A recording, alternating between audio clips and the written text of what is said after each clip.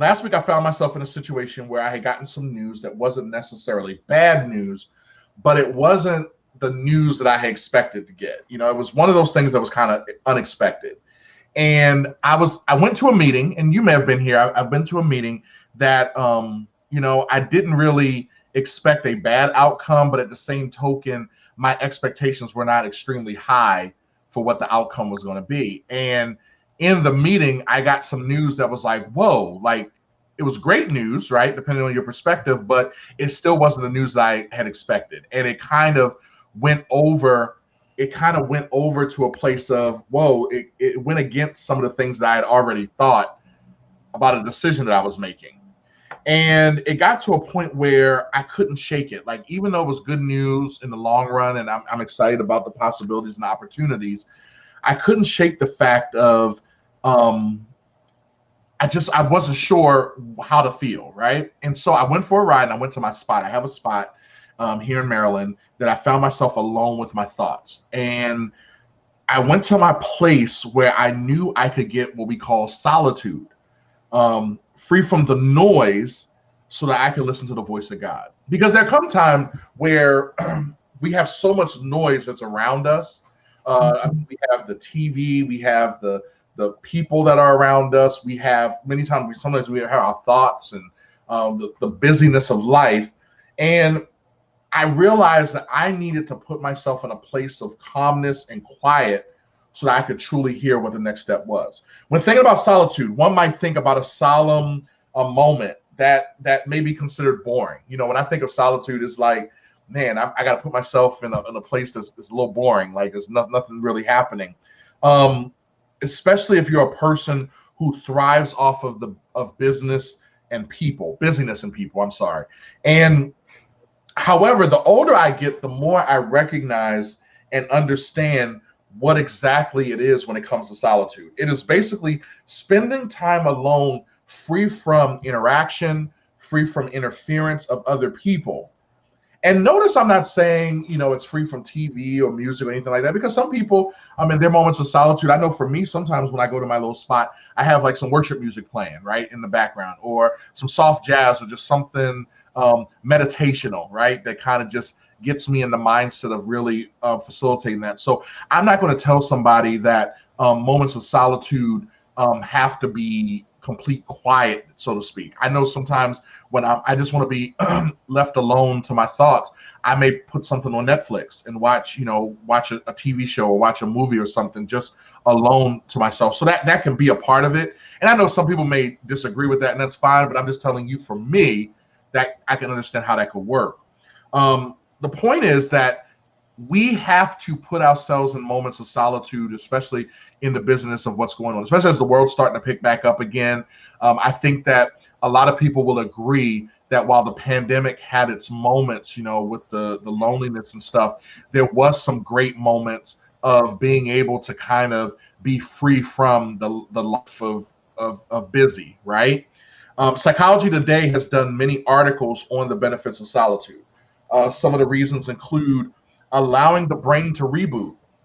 It's like a computer. I had some issues this morning where it was a little late for me logging in because my computer had to do some updates overnight, and it needed to reboot in order for it to function properly.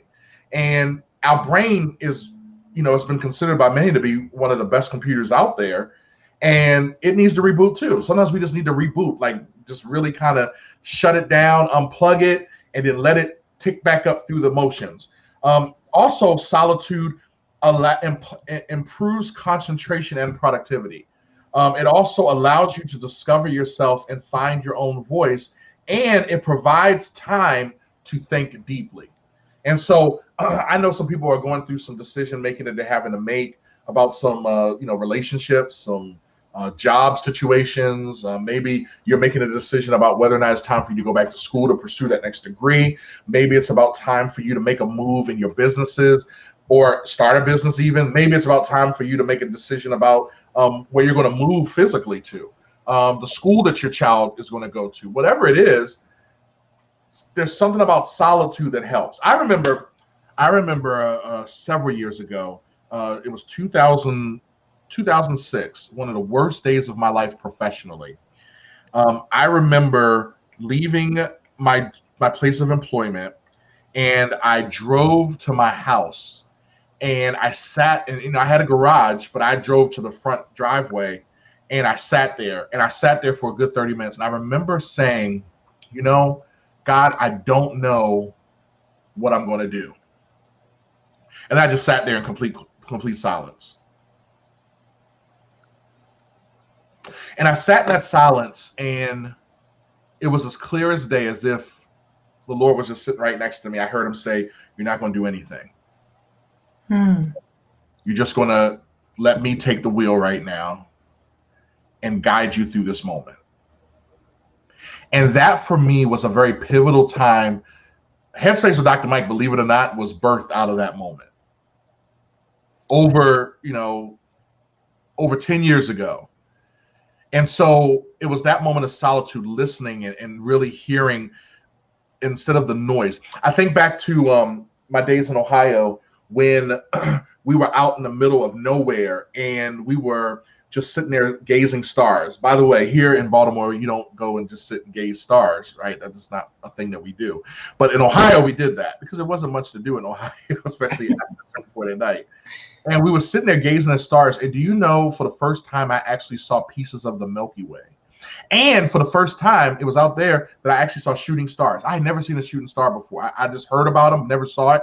But what it was because we were so far away from what they call light pollution, the city lights that would dim and to the point where they would obstruct and you wouldn't even be able to, they would wash out the stars in the city. But in the country, in the rural areas, when there was no city lights and there was no big buildings with a whole lot of light, a lot of light pollution, all of a sudden you could clearly see what was really happening in the sky. And I think just like that, sitting out gazing the stars, there are moments where there are things that happen in our life, and it's important for us to get away from the noise, to get away from the clutter, to get away from the pollution of noise, and just be still with our thoughts. There's, we think about this. There's a song we sing in church sometimes, and the Word of God always says this. It says, "Be still and know that I am God," right? And being still and listening. And so, with that being said, I challenge you all to consider the very power of solitude.